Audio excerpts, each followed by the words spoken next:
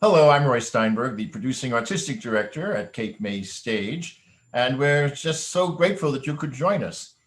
Now, as you know, this pandemic has shut down theaters all over the world, and I don't know if it's exactly a silver lining, but one of the good things in it is I've got to visit with some of my friends over the years and introduce you to some of them. And some of them I think you'll find fascinating. The man I have today is an Emmy and NAACP Image Award nominee. You'll know him from All My Children. He was on there for about 15 years. He's also been on Malcolm in the Middle and Spin City and Law and Order and Without a Trace, ER, Monk, whole bunch of primetime television shows. Would you please welcome William Christian? Hello. Hi, hey, Roy. Hi there. I was just talking to you just before about how rare it is these days to find an actor during the pandemic because LA is shut down. Oh, and by the way, Bill Christian is coming to us from California, Pasadena. But to find an actor who is working during the pandemic, what were you doing? What was the show? Well, this last one was Good Girls. It's on NBC. I had just a small role on it that day. But if you're talking about working during the pandemic, when the studios got back to work, I guess they didn't want to shut down again, so they have taken a lot of precautions. I was going to say every precaution, but I don't know what every precaution would be. But they've taken, many precautions. And as an example of that is that when I got the gig, before I had to go in for my fitting, I had to go have I had to have a spit COVID test, which was different than the first COVID test I ever had, which was a nasal test for, and for another gig this summer, also during COVID, I had a mouth swab. So the spit one was different. It was a lot easier. But then after the fitting, I had to go also then to another tent and have a oral swab, and then I had to go get another nasal swab. So that was like 3 right away. And then for the workday, once again oral swab, and 15 minutes later, another nasal swab. So they're very cautious, and they don't want you coming on. They want you to be COVID free as best they could tell. And then they also have the temperature thermometer thermal tests. Right. So all of that was going on, and then even while we were shooting, it was a short day for me. It was a great day. It was on one of my favorite lots in Universal, one of my 2 favorite places in Hollywood to shoot on. That's where I used to live. I used to live just down the street from Universal, in Studio City. Yeah. So Universal and Warner's are my 2 favorite, and Warner's simply because when I first ever walked onto a lot, I don't if you're like me and you watched a lot of movies and television shows when I was a kid, they had that big water tower and it said Warner Brothers on it. So the first time I ever walked on, I was like, oh my goodness, I'm here. Casablanca and all those other movies that were made from. Anyway, so So even that day, somebody in craft services, where they had the meals. And by the way, craft services was different. Lunches were boxed individually, lunch, so you could have, but the craft service, I guess, table. I don't know. I never saw it even. I don't even know what it's like during a pandemic. But the craft service, one of the guys in craft services felt sick, and they tested him again, and he was negative, but they sent him home. So I Mm. thought they're just not taking any chances. Wow. You mentioned the lots. For those of us who are not in the entertainment business, um, the difference, one of the big differences between New York and LA is in New York, we don't have lots. Right, What's right. it, what is that? What is that like? What does it mean to work on a lot? Well, and Roy, you are in the entertainment Yeah, business. yeah, What is it like? Um, well, it's what. Look, uh, I lived in New York for many yeah. years, and working on New York stages was, a dream for me. So being on stage was great. I loved that. But while I was working there, I did whatever TV they had. So back in the early '80s, in the first season of the Cosby Show, you might remember, 1980, what, four? I don't know. That was Uh, shot in Brooklyn, as I recall. Brooklyn, right? Exactly where Another World was shot. I think same Right, studio. and I was on Another World as well. Right, right, yeah. Yeah, So, which, by the way, Casey Childs tells me, I think it was that studio that was built over a big swimming that's pool right. that what's her name? Esther. Esther Williams. Yeah. Yeah, Anyway, so that's where the Cosby Show was shot. I remember it was my first guest. It was my first guest role. But there's a distinction between guests and co-stars and all these other things. Well, that was my first guest role, and I remember walking in with Mr. Cosby, and I said, "Wow, it's like Hollywood." And he looked at me and said, "Oh, please." And that's the difference, I guess. Hollywood, the sets are huge, enormous. They're big. right. They build these big buildings that they can build, have 2 and 3 story sets on and whatever. That's the main, I guess, main difference. It's just the enormity of it. Yeah, yeah. Well, they're like little villages too. I mean, I know I was on the Disney lot a while back, and I had a little golf cart that would take me from building to building, Right. and the little cities in this old time New York and so forth. And And that's it too, and that's what we were shooting on at Universal, that particular set. And I've shot on that set before. The back lot. It's a back lot. right, It's the New York City back lot, uh, which they use for Chicago or for something. right. I've shot on that before, and it's also one of my favorite because it's like New York, and I used to live there, and when I was living in New York, I had a great time living in New York. Right. But it doesn't look anything like New York, really. But you know, Yeah, of course. but yeah, so that's it. What you just said, little cities. And that day, the greatest thing about getting the gig on Good Girls that day was somehow I got a pass to park at base camp, which was right there at the trailers. Your where the makeup trailers are, and where your essentially your dressing rooms are, honey wagons and all that. So I was just right there, and I was like, wow, it's just like it's like I was on the show or something. It's like a regular on the show. And that was what made the whole day great. That plus the late call and the early out, and there was virtually nobody on the lot, really. Uh-huh. Not virtually nobody, but there weren't as has been in the past a lot of Sure. people on the lot. Right. So Well, I took my car and I drove around the lot and went to, oh, look, that's where they shoot the Good Place. Oh, look, that's where, I started, oh, the old cowboy town. Look, this is um, Steven Spielberg Street. And yeah, I right. was just driving along, having a good time, Yeah. which I I never get remember. to do. I could be like a kid in awe of Yeah, yeah. Hollywood Studios. I remember being again I was on Disney lot, and there was a street called Goofy Way, which I couldn't resist getting my picture taken next to the Right. sign. This is Goofy Way. Yeah. You know what? And Disneyland one time, I got my picture taken with Goofy. Oh my goodness. I'd never been to Disneyland before. Hey, great. That's great. So I was going to say, it's when you were talking about being in Brooklyn and shooting in Brooklyn, my friend is Carmen Finestra. I don't know if you know Carmen Finestra. He was the executive producer of the Cosby Show. Oh, And I was working on for about a year, maybe 2 years actually. I think I was 2 years on Another World, the very next studio.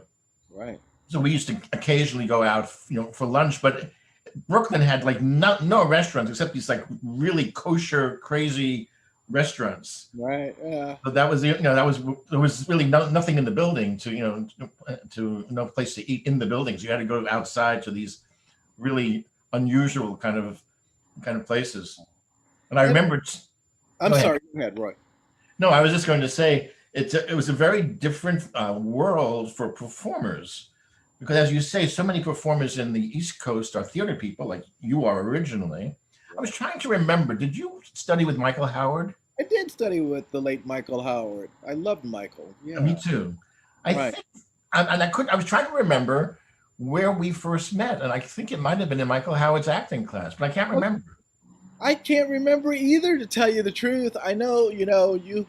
Uh, I know I was at your house when Penny Yeah, was here, and we had dinner, and but I don't know originally where it is. I had thought it might have been at another. What is it? I can't remember. I don't know. yeah. But Well, it also could have been. I mean, we have all the same friends, so we were. right, but it's not unrealistic because I often, I talk to people and I go, "Remember we met in Michael Howard's," or they would say that to me, and then I have these lists I still have in the garage, and of all these Michael Howard people. I go, "Oh, good Lord, I was in class with that person." I I don't know. know. Sometimes, you just Well, like, it was so funny when I was there for quite a long time, but a lot among the people when I was there were a lot of big stars who were in and out of that class, yeah, and one of them was Mick Jagger's girlfriend, Bianca. Bianca. Yeah, it was Bianca Jagger, Wow. and she would take all of us to what was then the hottest dance place, Studio 54, Right. which of course I would never get in on my own, but I was with her like entourage. So I'm with Bianca. Yeah. Oh, you're telling. See, now that's a story. We should be talking about that. Let's just talk about that. Yeah. Oh God, that was in the '70s and '80s. Right. Yeah, But I think also, I mean, because you worked at All My Children for 15 years. I did. Right, and that was fun. I had a Yeah. great time. What's the difference between working with multi-camera video, which is how soap operas are shot, and single camera film? Or is there a difference from an acting perspective? Well, it's one thing, in those days. I don't know what it's like now. I don't know what they do.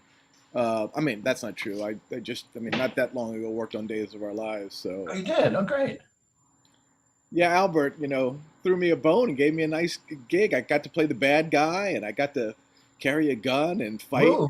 fight, and I got to wear leather. Which in daytime, when you're wearing leather, you're either like the super hot good guy or you're the bad guy. So it was great. But the difference for me is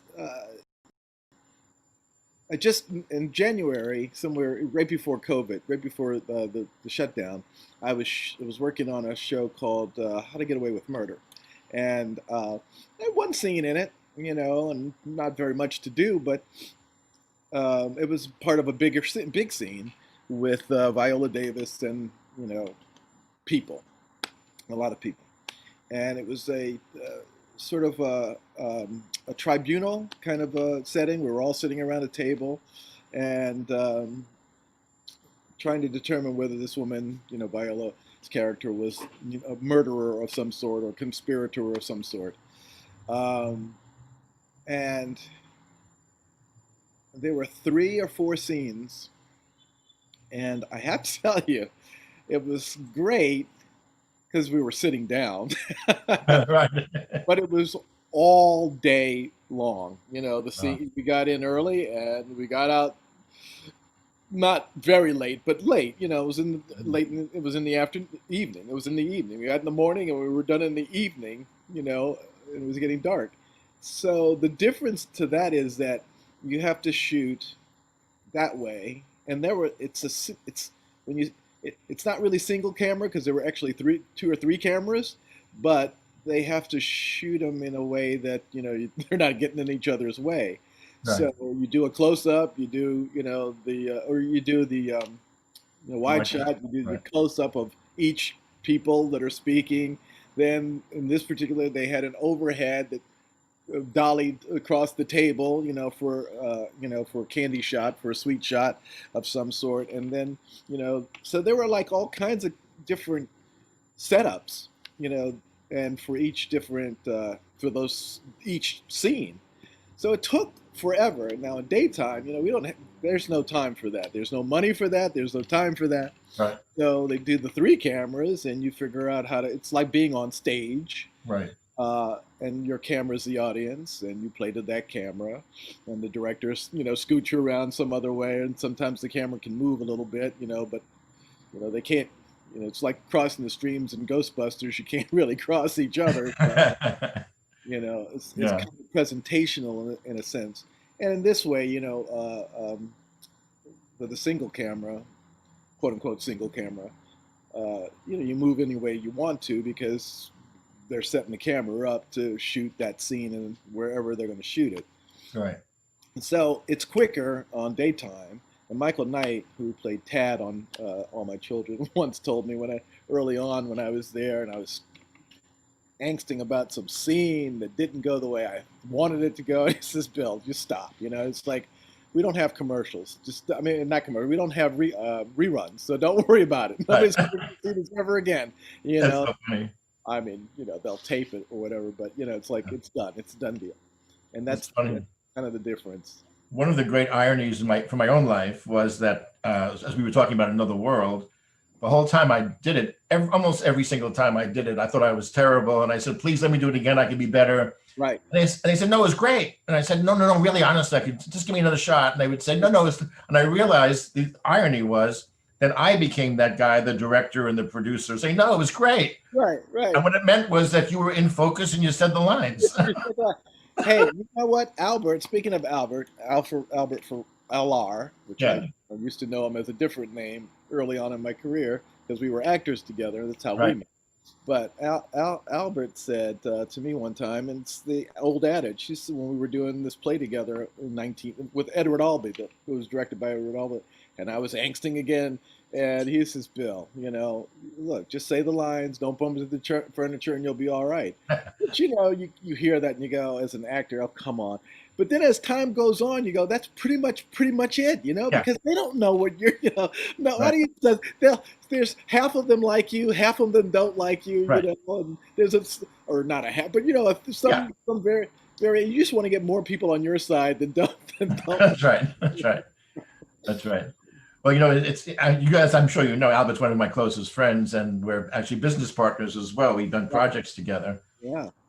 And when I came to Days of Our Lives, at one point I was a producer initially, and then when they asked me who I wanted to produce me as when I was directing, without hesitation, I said Albert because we both come, as you do, from the theater. So we have a shorthand where he could just say it's Tennessee Williams. I'd say, okay, got it. I go out there and right. It's absolutely right. And Albert, that's how he directed me in this, that thing. He said something to me and I go, oh, I get what he's talking about. And it was brief and, I love it. I love it. Yeah.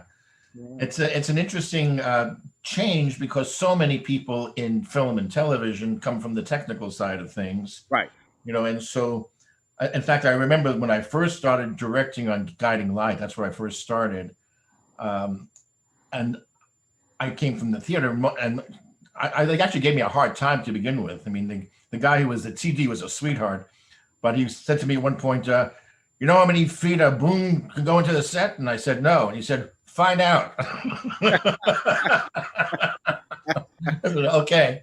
Yeah. And when they came back, he said, okay, you'll be okay.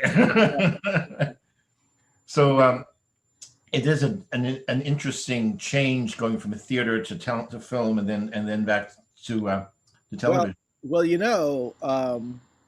mentioned Another World. That may be where because I did a stint on Another World as there was a time. I don't know when. I don't remember if you were still there or not, but there was Casey Lemons, who's a director now, played a character on that show, and I was brought in to with Clayton Prince. He was her love interest on this show, so they brought me in to play this guy, Dr. Marshall Reed. She was a doctor, and I was a doctor, and Clayton was not. And so, I was like, in what they have in daytime, is the third wheel guy all the time, come in to spice up the thing. So I played this guy, Dr. Marshall Reed. So I don't know if you were there then, but Elizabeth Ashley was there at the time, Ah, and you remember that? I don't but know. when I was there, I mean, I was a doctor as well. They were all doctors, Right. but Donnie Scardino, who has Ah, since right. become a major producer of like 30 Rock and other Right. important television, primetime television shows, and I think is either the same age or maybe older than I am, but I looked older than he was. So he was the young hunk, sexy guy, and I was the pain in the neck guy who was causing problems for him. Right. Right. But as I remember complaining to him at one point too, saying, this is the opposite of everything I've been taught. I always felt like inept. Right. Um, and he said, it's like being shot out of a cannon, but just remember there's a net. It'll catch you Yeah. and you're fine. Right. Well, and that was the other thing too. I remember I used to do theater, naturalistic theater, especially. I thought, I love this. What can go wrong? And Right, if it did, you could figure it out. And then Shakespeare, and then you're doing Shakespeare, you go, well, things can go wrong, and I don't know how to get back on track. right. But, you know, so I remember when I started doing television, and somebody said cut, and I was like, oh, wait a minute, we can do that, because you don't cut, you just keep going, whatever Right. happens, lights go out, whatever. That's So, right. and I got into, I don't know if it's a bad habit, it was some kind of a habit that, you go, well, they'll fix it, and I can stop this scene. In daytime television, however, they encourage you, at least on All My Children back in those days, that Right. don't stop. Don't stop. Because if you stop, we have to edit, we have to go back, we have to read, Right. Right. just keep going. So I remember one time I was, Tanya Pinkins was playing my sister, and who played my sister. And her name on the show was Livia. Olivia. Livia is what I called her. And I just would go racing through the scene, and I called her Lydia. And and I thought, I got to keep going. But I'm sure maybe nobody heard that. It was like, just anything happened. Yeah. During this time of the COVID-19, shutting down production, I mean, just reading how all the arts, but not just theater and television and film, but music and dance and all the rest of it, there's been all sorts of negotiations with various unions. When you were Right. talking about all the protocols that you had to go through. I mean, I'm a member of SAG-AFTRA as you are, but also of the Directors Guild, DGA, and my union has different zones where you're allowed. The most dangerous zone, of course, is where the actors are because that's where other people are. Right. But there's I was thinking that your wife is involved now. Is she the executive director of the LA Philharmonic or what? Well, that is her title. The title doesn't mean Uh, title shift. oh, Because at some point she was there. She has a boss, and he's the CEO. right. And at one time she was the acting CEO, so she was the boss at some point. Then before that she was the COO, the Chief Operating Officer, and now she's the executive director and president of the Hollywood Bowl and the COO of the LA Philharmonic, which is the Right. umbrella for the Hollywood Bowl.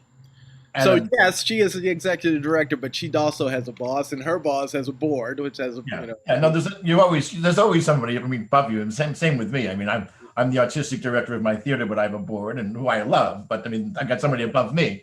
right, Um, But Gail, one of them, a great beauty. I mean, your family is some of the most attractive people on the planet. Between You're you, sweet who to never say, ages. but yours is too. So well, I well, my mean, wife is anyway. oh, I lucked out. your daughter, you know. My daughter is amazing. Yeah, I'm so very very grateful.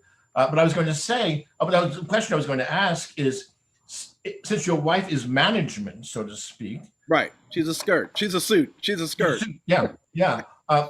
Have you had those discussions about, well, the whole thing's going to go down if we don't do X, Y, or Z, or that kind of thing, or do you? You mean now during Yeah, COVID, or during because we've COVID. had many discussions early on? I can well, I'll early on, when I first met her, and she was then the general manager, and she had to negotiate musician contracts. And I would say to her, I says, you know what, they're artists. They don't understand. They're like us. They're corporate artists. They Yeah, work for a business. You're the business, and they don't understand some of the things like you have a boss and blah blah blah. And what because they feel like we feel like, well, so and so's getting paid this, and why can't right, So I says, if you talk to people and let them know, then you wouldn't have any kind of a riff. Not that they have riffs or anything. I'm not going to speak out of turn about right, her business place, because they're fine. Everybody's fine. It's the you know they do okay as far as classical music orchestra is, because they have the Hollywood Bowl. right. Now, here's the problem. During coronavirus 19, the Hollywood Bowl's been shut down like every place Right. else, and the music venue, the music what do you call it, the lease events that come in, the Rolling, whoever it is, um, Right. they don't have that anymore. So nobody's doing anything. Nobody's touring. Nobody's doing anything, and nobody's making any money. So all that stuff, all that the cash cow that is the Hollywood Bowl for them, um, is kind of drying up, and hopefully Hmm. it won't go too far into the next season, because then it's this year they were fine.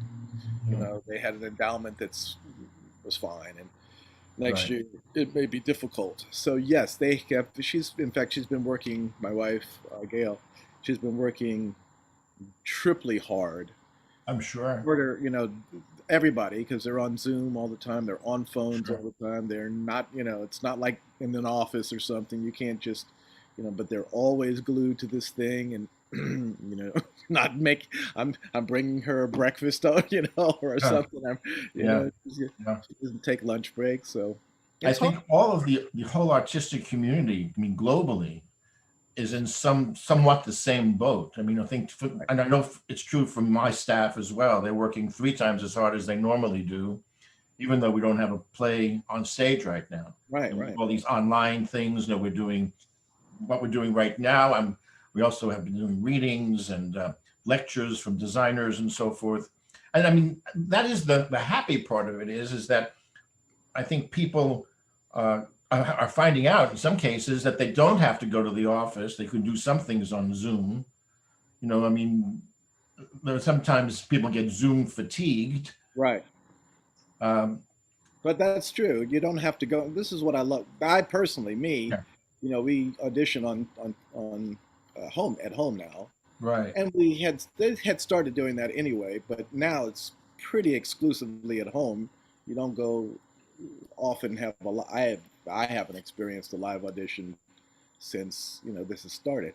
right. So except for the Now tape. that too is so different from New York and LA, because in New York, of course, because it's a smaller place, most of the auditions happen in Manhattan, Right.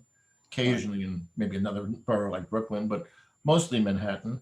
But in LA, people have to drive what they call over the hill. You go, from the valley, and places like Studio City and Sherman Oaks, and then or into Hollywood or Burbank. I mean,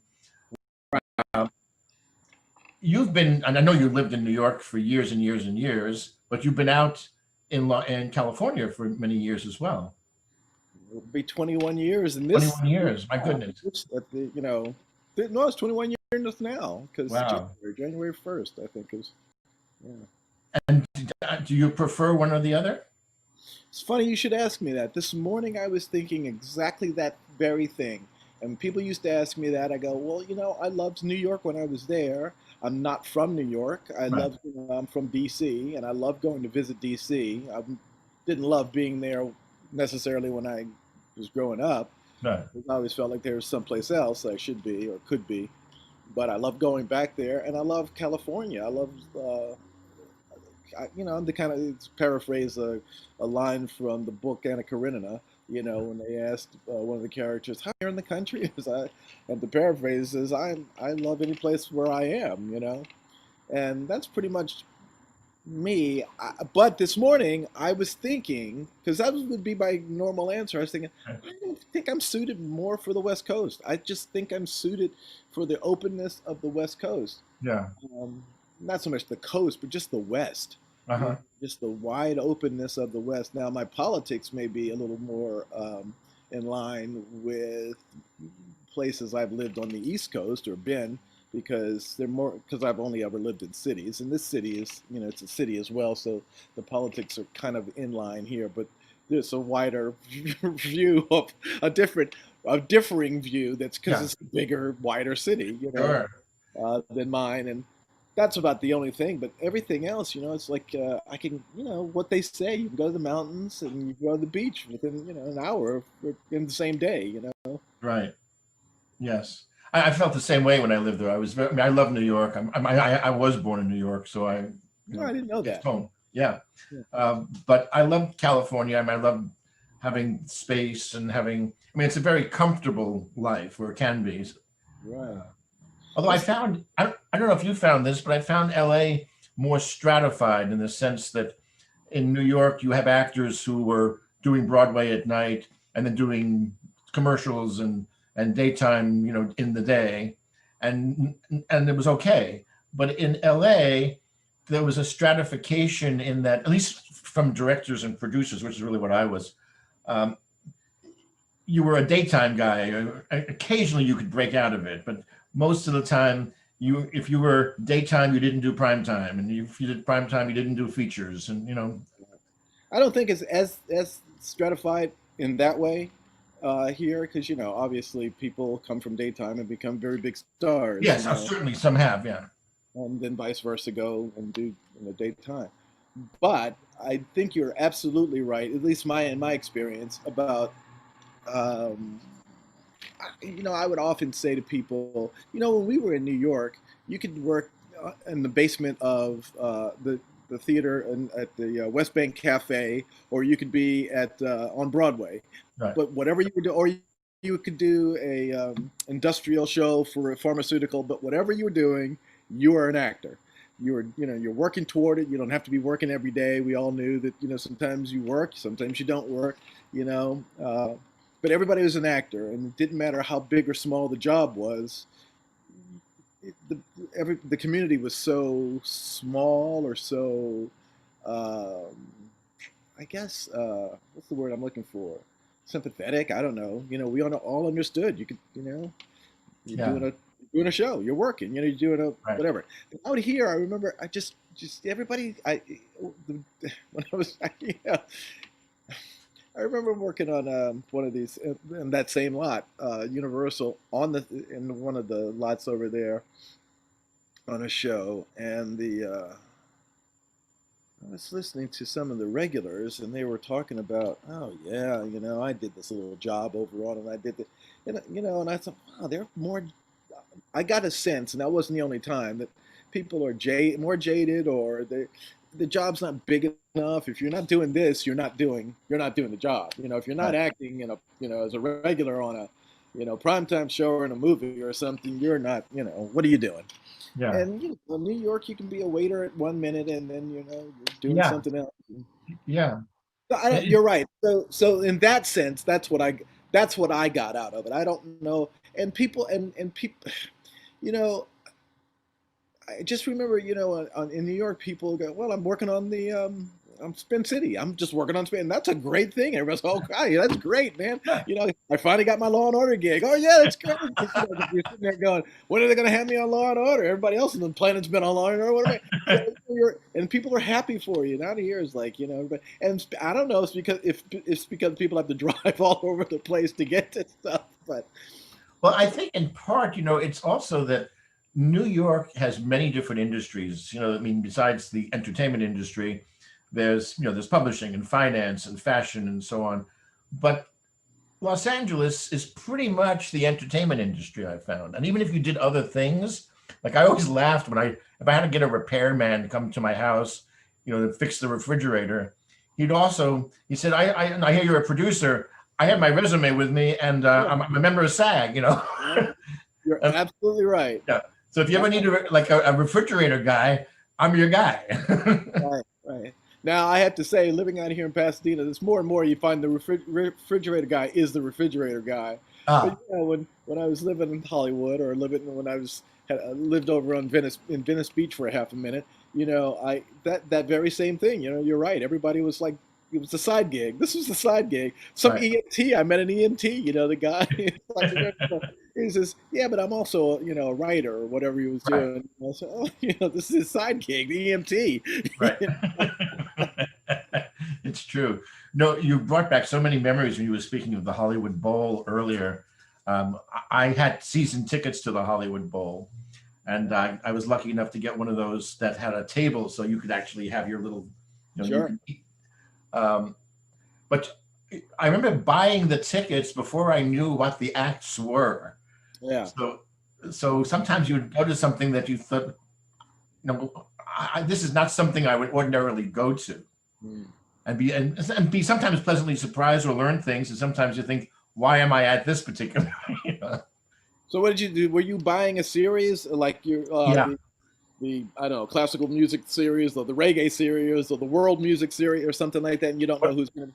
what I would do is, because of my job, I never knew when I could get out during the day. Right. So I would always go. I think I had a Saturday, every Saturday night, basically, I would go and see that whatever the headliner was. But sometimes it would be um, Tom Jones, and Mm. people are throwing underwear at Tom Jones, Right. and Yeah. like normally I don't throw my underwear at Tom Jones, but hey, Normally, what the hell, but yeah. But then you'd also find people who you didn't know and were introduced to that I've become major fans of. I mean, there's a group called Pink Martini. oh yeah, yeah. Love them, and I just had a singer from Pink Martini at my little theater in Cape May. Oh, Uh, really? Yeah, Storm Large, and she was wonderful. And again, the thing that's so amazing and what I'm grateful for in my life is that I've had the opportunity to have different kinds of work and meet different kinds of people. Right. You know, Right. Well, that's out here or in show well, business in both general. in Yeah. general. Yeah. Yeah, yeah, Because in New York, that's what I think what you were talking about. Many of my friends were not in the business. I had a lot of friends that but a lot of friends that were not in the business at all. right, And and it was interesting. In fact, my best friend, she started in this business, but she became a a fundraiser. She's president of a corporation, fundraising corporation. And I started to know people that were interesting on a different level. You right, know, sure, something that and out here, their people are interesting. They're oh, very sure, interesting, and that's another thing too. In New York, I never lived in the world. I saw it, but I never lived in the world of the super wealthy. And here, because actually my wife mostly, I get to walk into a billionaire's house or something like that, sure, yeah, and just hang out. And I've yeah, never, and I just remember being at a party one time, and her boss, was at that time her boss's birthday party, and I'm sitting around the table, and I'm looking at some of the people I know and some of the people I recognize and some of the people I don't know at all. And I'm sitting between the wife of a very famous person and a woman who had just written a psychology book, and I had met this woman before. And at some point in time that evening, and I'm pretty gregarious and I play this game very well, I just looked, I says, we know each other pretty well. what else do we have to say to each other? You know, I didn't say that, but in my head it Yeah, was pretty much. And I asked the woman about her book, and I go, well, I got nothing else to talk to you about, so I don't have anything going on at the time. I wasn't working on anything, and I was right. like, I'm done with this party. I'm not even going to try, you know. Yeah, yeah. I looked around the table. I guess the point I was trying to make is at the point I looked around the table, and on that table were people who literally, and I'm not using that word incorrectly, as so many people do, but these are people who literally were people that built LA. Some of these people, you know, they actually put the, you know, designed the buildings, and they got the money for, and they, you know, did they were studio heads, and you know, and I'm like, Hmm. you know, and one, in fact, one of them was one across the table was a man that I at some point in time in another party that I used to work for at ABC. You know, he was the head of ABC at some point Oh, in yeah, time, yeah, Michael Eisner, and I'm sitting here going, what do I got to do with this party? I don't, you know, what am I doing at this party?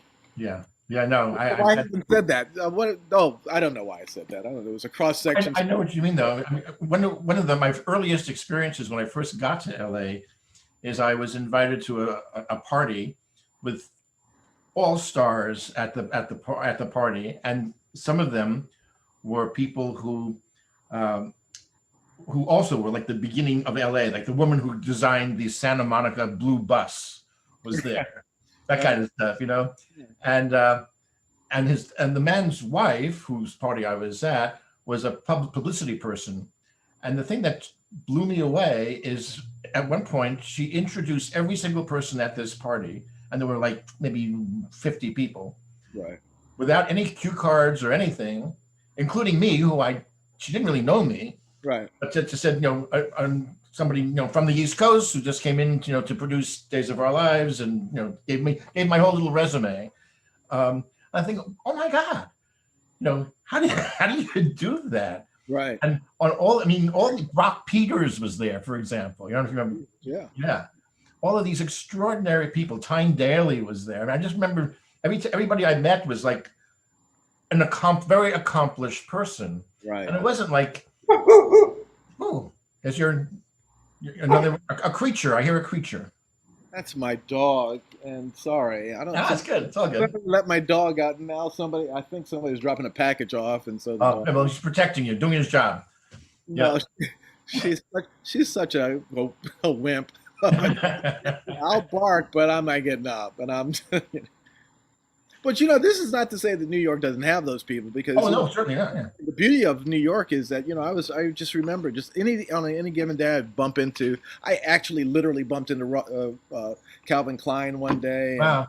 and Dizzy Gillespie walks up to me one time and asks me directions, and you know, there's yeah, I'm sitting there, you know, I'm sitting next to my girlfriend, and I are sitting next to this woman, and I looked over, and the woman starts talking to my girlfriend, and I go, "Oh, Lord, that's Lena Horne. She's talking to Lena Horne, you know." Yeah. And they were Wow. talking about their kids, you know, whatever. And you know, so I walk into a restaurant, and there's Giuliani sitting next to a table with Lena Horne, and you know, so Wow. it's not like that. New York is has all of the Donald Trump, in fact, this guy. I went to a thing where he sponsored this. I used to do the Special Olympics charity, and he put on the Special Olympics charity, and he was, you know, all there, and he was there in all of his all of his bigness, and so New York has those people just walking the streets, is what what I Yeah. mean. Yeah. Here, you know, you have to go someplace to maybe find them. Well, that's the biggest difference for me is that in New York you literally bump into people, and in LA, if you want a cup of coffee with somebody, you got, you Yeah, know, but you that's rarely bump into people. well, yeah, like Albert. You know, Albert and I, you know, we have to make appointments to have breakfast sometimes. You know, and it's and we're 2 blocks. I mean, we're like a block and a half, 2 blocks away from each other. You know, but Yeah. we don't do it now at all. But you Yeah. know, Sure. Sure. You know, when you brought up Trump and Giuliani, I'll just share this with our viewers, is that we're recording this conversation the day after a mob stormed the Capitol. right. And, and I know you lived in DC for a while. I was just wondering what that, if that resonates even more fully for you as a, having lived in people coming into your, what was your hometown, and destroying the Capitol, and uh, uh, or do you have any feelings? I mean, I have tons of feelings about what's going on. I was just wondering what your thoughts were, if any. Well, as I was watching it with Gail, sorry, I'm sorry about. I was watching it with Gail. Gail is actually scared. Now on some level, I've seen this. I've even been myself on, as a not as a mob, not as these hooligans Yeah. were, but a demonstration or something in Washington D.C. We've gone down to the mall, and and in fact, I used to work on Capitol Hill right across. I could see, in some of the shots, the building that was next to. I worked in Congress. I worked on Capitol Hill in one of the Congress and the House office buildings. So, Yeah. and spend some time in the Capitol, and so yes, I all of that. There was a mixture of a bunch of stuff, but mostly without. I don't know. Maybe we'll get into it. I just what I guess when I look at stuff like that, I was looking at the dichotomy, the contrast of how these my perceived perception of these hooligans were dealt with or not dealt with, as opposed to people who were, I think, demonstrating with permits peaceably, and were fired upon. Not that I guess these people, I guess somebody was, fired upon here, and but but But the difference, the contrast, in how the Capitol Hill police, which I understand is not a big, they're not the big, not the force that some police forces are, and they're right. what I perceive. Then they have a pretty good gig, starting the Capitol. It's like, Yeah. but down the street is the NSA, and around the corner is, it's right there the Civil Service, not Civil Service, civil. What do you call the secret police, Secret Thank you, Service, service. Yeah. Secret Service, and the Metropolitan Police. They have all kind. There's right in that area. There, every police person that the federal and district can have, and yet people on the news they kept saying they were taken off, they were caught off guard. And I'm going, every black person I knew was buying a gun before the election, going, it's going to be crazy, things are going to happen. Yeah. And I go, how's every black person I know in D.C. and Maryland, buying guns because they think it's going, and nobody else knew that something was going to happen. Right. Right. Yeah, Right. I had a lot of things going on. Sure. Well, I mean, many pundits on television were talking about if this group, like for example, the difference between Black Lives Matter demonstrations. If this was a Black Lives Matter demonstration, the thought is that they would not have gotten into the Capitol. No. There seems to certainly be a very different set of laws and standards. Yeah. And Uh, even when I used to work there, and it wasn't as I worked on Capitol Hill under Jimmy Carter. That's a long ah, time ago, and then under Ronald Reagan, the wow. ending of Jimmy Carter and the beginning of Ronald Reagan. And somewhere in there, the so-called terrorists became. What am I trying to say? Guarding against terrorism got to be a bigger deal. So Right. that's when all the infrastructure started going up with the barricades and everything else that you may or may not have seen around the Capitol and everything. I used to be able to drive and park your car and walk around and learn how to drive. I learned how to drive on the mall. Wow. How to park rather on the Yeah. mall. Yeah. Now that's all closed in and everything. Right. Couldn't go. You can't go by the White House. It's all closed. So that all happened around that time. So when I brought my Gail, we were visiting D.C. Because my family's there, and I said, let's go to the Capitol. So we go to the Capitol. Now they had all these signs up. This is, you can't go here and you can't go there. And I go, forget about that. Let's just go. And so we would go and we'd walk through. And now, I mean, contrast even that, even though they had signs up, nobody was really stopping you from going certain. Right. Now, in later times, you couldn't go. You had to have permits to go places. Sure. So that anybody was, could get. You had metal detectors and everything else. And I went down. I remember we went to when Obama was his first inauguration, we went down, and you had to go get your ticket from Adam Sure. Schiff, who was my congressman, so we had to go see Adam Schiff up in his office, and there are metal detectors and people stopping you and everything. But now, so see people that just go through, and I don't know if you've ever been through that hall of statues. Yeah, I have Yeah, actually. Yeah, that's a it's kind of a cool room. I mean, it's it kind of is. on one hand, on some, you go, well, I don't know if that guy's my hero, but but Yeah, on the one hand, it's a pretty cool room, and to see absolutely. people just Yeah, going through and just, yeah. Well, when you were mentioning Jimmy Carter, I was in D.C. at the Kennedy Center. I was performing at the Kennedy Center when Walter Mondale and his wife Jill Mondale were in the audience. yeah, And it wasn't Carter, it was just the vice president, Walter right, Mondale. But we had such enormous security, not for us, but for them, yeah, that even my dressing room, I mean, in the green room, they took apart the piano that was in the green room just to make sure there's yeah. nothing in it. And there was a Secret Service guy in my dressing room with no sense of humor. I mean, I tried to crack a Right, couple of right, they jokes. don't have a, right. Yeah. Well, yeah, the Secret Service doesn't have. I tell you, Walter Mondale. Remember walking past him once in the rotunda of that very Capitol, and he was walking by. I was walking by. He went like this to me, and I went like that to him. And then Walter Mondale just said hi to me. I was like, it was really. But I remember also Secret Service. They're not playing. I was Al Gore. I think I was at a thing where Al Gore came, and man, they had him all surrounded.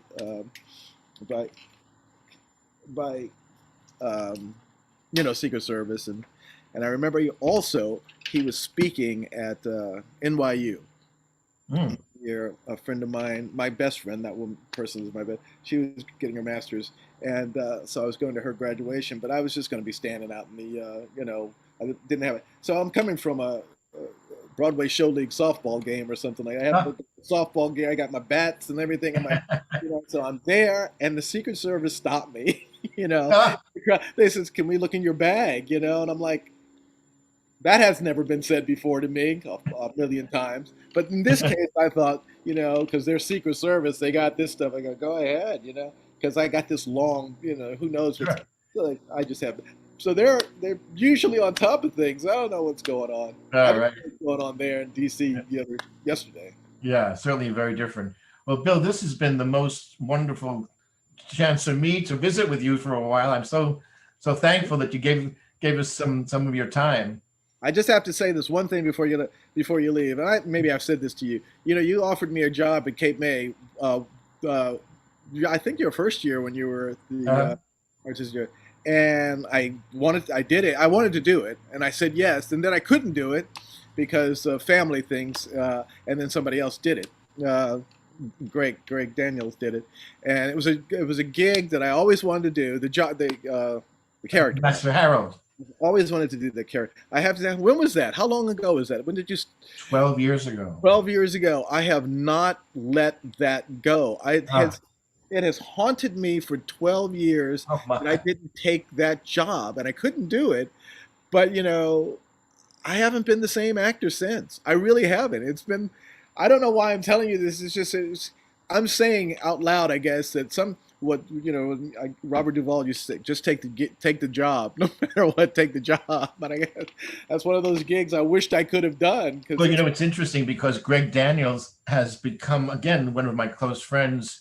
He came back. He did that play as an actor, and he was right. brilliant He's as Sam. directed, right, And then he's been back several times to direct. So right. he directed The Mountaintop, and he directed I don't know if you know this play called The Whipping Man. Yeah, Yeah, Matthew Lopez's play. that's where Jesse Holmes was. It was in your production, Yeah, that was my production. right, Yeah. right. Oh, and Jesse was I love that guy. Well, Jesse's a great guy, and Yeah. Greg's directed. In fact, he directed my son in Raisin in the Sun, Uh-huh. and in turn, he's directed me as an understudy. I was an understudy for Gem of the Ocean just Oh, last year. oh, no So kidding. yeah, I says, yeah, I'm the understudy. Can you just like cast me sometime? Well, I'm sorry you didn't get a chance to do that play, though I'm grateful that I got to meet Greg. And Right. Yeah. He's not, and I couldn't even be mad because finally one day I looked it up. And says, who did do that? And I go, oh, Greg Daniels. Can't even be mad. He's such a nice guy and he's a good actor. What can you do? yeah, yeah. Well, we had a terrific cast. Elizabeth Swain, who is also a British director who lives in Los Angeles, Uh huh. came and directed that for me. Right. That's why I couldn't do it. I remember because it was going to be started rehearsing in South Pass, but then I guess she required it. It had to be done a longer rehearsal period in New Jersey, so I couldn't. I could Ah, do it if we rehearsed it here and then took it, right. But Gotcha. Yeah, yeah. Well, I had a hopefully, new family at the time. yeah. I was going to say, if the fates allow, it would be just wonderful for you to bring your family. Cape May is I'll just do a little pitch for Cape May. It's a really wonderful little town. It's I've been always there. on the 10 most beautiful towns in America. Yeah. I mean, right behind me, behind my wall here, is the Delaware Bay. I can actually hear the waves lapping. Right. Yeah. So it's a pretty place, all Victorian, and we're actually just about to open a new museum, um, the Harriet Tubman Museum. Oh, really? We Yeah. just found out that Harriet Tubman, I didn't even know this when I came here, lived in Cape May, and and was part of the Underground Railroad. Yeah. So Yeah. so that's pretty cool. That is pretty cool. Yeah. I've been to Cape May. I was there once a long time ago. I was meeting up with an old teacher of mine, and a nun, Uh-huh. and because I went to Catholic school, and her best friend, also a nun. And we knocked back a few, back in those days. Sure. And I had a good time in Cape May, as I recall. The one time I was there. Yeah, it has grown. I mean, I don't know when it was that you were there, No, but I'm sure. it's it's even just in the time that I've been here, it's changed some dramatically. Right.